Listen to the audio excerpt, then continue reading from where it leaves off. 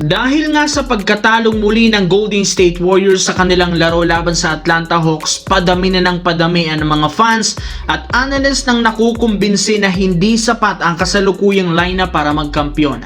Kaya kailangan talaga nilang magdesisyon na gumawa ng trade. At sa kabutihang palad, mukhang maging ang kanilang general manager na si Mike Dunleavy Jr. alam na kailangan talaga nilang gumawa para mapalakas ang lineup. In fact, ayon sa source, personal na nga pong nakipag-usap ito sa koponan ng Brooklyn Nets para malaman kung paano nila makukuha si Michael Porter Jr. sa isang trade. As of now, willing na isakripisyo at i-offer ng Golden State sa Nets sina Moses Moody, Jonathan Kuminga at Buddy Hield para lamang makuha si MPJ as soon as possible. Para nga sa mga hindi nakakaalam, maliban sa Golden State, may ibang teams ang interesado kay Porter Jr. kaya kailangan talaga ni Mike Dunleavy kumbinsihin ang Brooklyn Nets na ibigay sa kanila.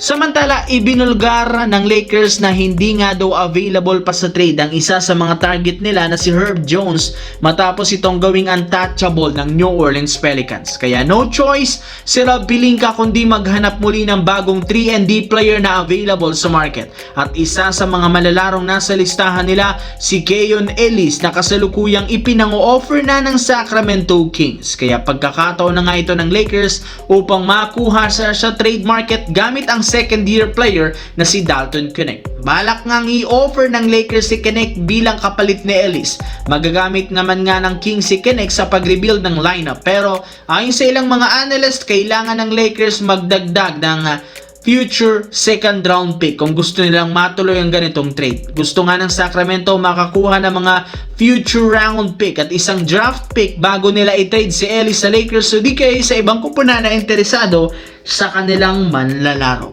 Samantala, umangat na nga ang Phoenix Suns sa pang-anim na pwesto sa Western Conference matapos nilang tambakan ang Washington Wizards. Naungusan nga dito ang koponan ng Houston Rockets na kasalukuyang nag-i-struggle sa pagkakaroon nito ng 3-game lose streak. Kaya kailangan talaga itong samantalahin para makaangat sa West.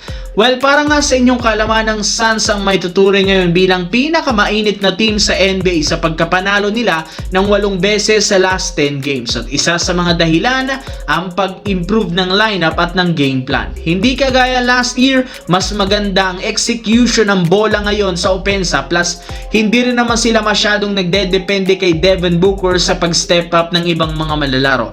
Maliban dyan, mas solido rin naman ang kanilang depensa at rebounding, kaya hindi na nakakagulat bakit napabilang ang Suns sa may tuturing na contender ngayon sa Western Conference. As of now, sila ang number 1 sa standings simula noong Disyembre dahil sa ganda ng kanilang win-loss record.